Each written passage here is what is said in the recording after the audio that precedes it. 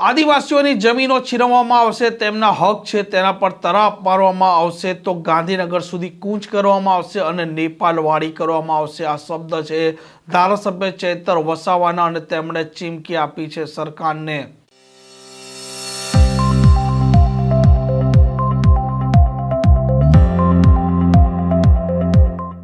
નમસ્કાર, આપ જોઈ રહ્યા છો હોટલાઇન ન્યૂઝ અને હું છું આપની સાથે તોફિક ગાંચી. આદિવાસીના જળ, જમીન અને જંગલના મુદ્દે ધારાસભ્ય ચૈતર વસાવા આકરા થયા છે અને વન અધિકારીઓને પણ તેમણે ચીમકી આપી છે અને ત્યાં સુધી સરકારને કહ્યું છે કે આદિવાસીઓને હક અને તેમની જમીન પર જો તરાપ પાડવામાં આવશે તો ગાંધીનગર સુધી કૂચ થશે અને વ્યવસ્થા તંત્ર છે, વ્યવસ્થા તંત્ર પણ તેમને પ્રહાર કર્યા છે. સાથે તેમણે ત્યાં સુધી કહ્યું છે કે આદિવાસીઓ પાસે જે તીર કામઠા છે તે શો માટે નથી, પરંતુ જરૂર જણાશે ત્યારે તે ઉપાડશે અને હક અધિકારી માટે તે ગાંધીનગર સુધી કૂચ પણ કરશે. વન અધિકારનો સંરક્ષણ ધારો અંગ્રેજોની વખતમાં 1862 માં બન્યો. જંગલ ખાતું 1927 માં અસ્તિત્વમાં આવ્યું અને જંગલ ખાતામાં જે આદિવાસી ગામો આવે, FRA ગામોને એ ખેડતા જંગલની જમીનો આપવાની જોગવાઈ સૌ પ્રથમ 1980 માં બની. એમાં કેટલાક લોકોને એના અધિકારના દાવા મળ્યા.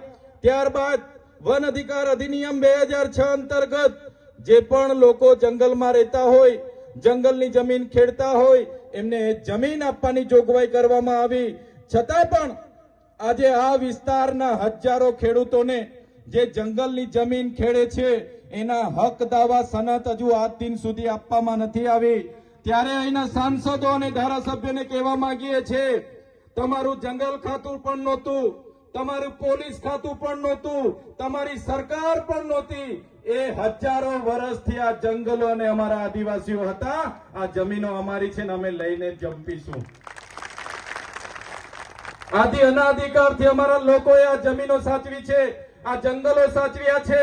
ત્યારે જે પણ જંગલ ખાતાના અધિકારીઓ અમારા આદિવાસીઓને હેરાન કરવાના, પરેશાન કરવાની જે વૃત્તિ કરે છે, અહીંના ધારાસભ્ય, અહીંના સાંસદના ઇશારે અમારા લોકોની જમીનો છીનવવાની વાત કરે છે, એ જંગલ ખાતાના અધિકારીઓ પણ કાન ખોલીને સાંભળી લે. અમારા આદિવાસીઓને રંજાડવાનું બંધ કરી દેજો. જે દિવસે અમે આ રોડ પર અમારા તીર કામઠા ભાલા પાલિયા લઈને ઉતરીશું, તે દિવસે તમારું જંગલ ખાતું પણ અહીંયા નજરે નથી પડવાનું. અમારા ધારિયા, બાલા, તીરકામઠા, અમારા પાલિયા અમે કઈ ઘરમાં શણગાર માટે નથી રાખ્યા. અમને જે દિવસે જરૂર પડશે, અમારી જમીનો જે દિવસે છીનવવામાં આવશે, એ દિવસે અમારા ઓજારો લઈને અમને ગાંધીનગરની કૂચ કરતા પણ આવડશે અને ગાંધીનગરમાં જઈને નેપાળવાડી કરવાની ફરજ પડશે તો નેપાળવાડી પણ અમે કરીશું. આ મૂળ માલિકને ક્યાં સુધી તમે રંજાડશો? ક્યાં સુધી ડરાવશો, ધમકાવશો? ક્યાં સુધી અમે આવેદન ને નિવેદન કરતા રહીશું? ક્યાં સુધી અમે લડેંગે જીતેંગે કરતા રહીશું? ક્યાં સુધી હાય રે સરકાર હાય કરતા રહીશું? એટલે હવે અમે આવેદન નિવેદનની વાતમાં આવવા માંગતા નથી. આજે પણ સરકારને કહેવા માંગીએ છીએ, અમારા લોકોને કોરિડોરના નામે, હાઈ ટેન્શનના નામે જે પણ પરેશાન કરવામાં આવે છે એ બંધ કરી દેજો. આજે પણ અમે સંવાદમાં માનીએ છીએ, સંવિધાનમાં માનીએ છીએ અને જે દિવસે અમે સંવાદ અને સંવિધાન બાજુ પર મૂકીશું તે દિવસે તમારી સામે આર પારની લડાઈ થશે અને અહીંયા એક પણ પોલીસ કે એક પણ જંગલ ખાતાને અમે ઉભા ના રહેવા દઈએ. સાથીઓ, આમ આદમી પાર્ટીમાં ચૈતર વસાવા એટલા માટે જોડાયેલા છે. ચૈતર વસાવાને જો પૈસાની જરૂર રહેતે તો મારી સાથેના તમામ અધિકારીઓ આજે ટીડીઓ છે, વિસ્તરણ અધિકારી ખેતીવાડીમાંથી રાજીનામું આપીને આ જાહેર જીવનમાં આવીને આમ આદમી પાર્ટીમાં અમે જોડાયેલા છે, વિચારધારામાં અમે જોડાયેલા છે. જે પ્રકારે ઝારખંડના મુખ્યમંત્રી શ્રી હેમંતભાઈ સોરેને ગયા બુધવારે અનુસૂચિ 5, અનુસૂચિ 6 ત્યાં લાગુ કરી, પૈસા એક ત્યાં લાગુ કર્યો.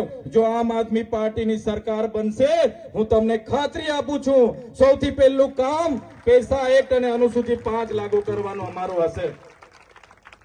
ગુજરાતમાં અનુસૂચિ 5 લાગુ કરવાની જવાબદારી અમે લઈએ છીએ. પણ મારા યુવાનો, મારા વડીલો, મારી માતા બહેનો સૌ અહીંયા ઉપસ્થિત થયા છો. હવે કોઈને રાહ જોવાની જરૂર નથી. હું તમને આહવાન કરું છું, રાજનીતિથી દૂર ભાગવાની જરૂર નથી. તમે પણ રાજનીતિમાં આવો, તાલુકા જિલ્લા પંચાયતની ચૂંટણી લડો, જીતો. આવનારી વિધાનસભા લડો, જીતો. 2027માં ગુજરાતમાં આમ આદમી પાર્ટીની સરકાર બનાવો. આમ આદમી પાર્ટીની સરકાર જે દિવસે બનશે એ દિવસે આદિવાસી હશે, વંચિતો હશે, દલિતો હશે, ખેડૂતો હશે, કર્મચારીઓ હશે, આઉટસોર્સિંગના કર્મચારીઓ હશે, એ બધા જ માટેનું કામ આમ આદમી પાર્ટી કરશે એની હું તમને ખાતરી આપું છું. આ પ્રકારના સમાચાર માટે હોટલાઇન ન્યૂઝ ડિયા ચેનલને લાઇક, શેર અને સબસ્ક્રાઇબ કરવાનું ભૂલતા નહીં. નમસ્કાર. આવા પ્રકારના વિડીયો તમને જોવા ગમતા હોય તો હોટલાઇન ન્યૂઝ ચેનલને લાઇક, શેર અને સબસ્ક્રાઇબ કરો.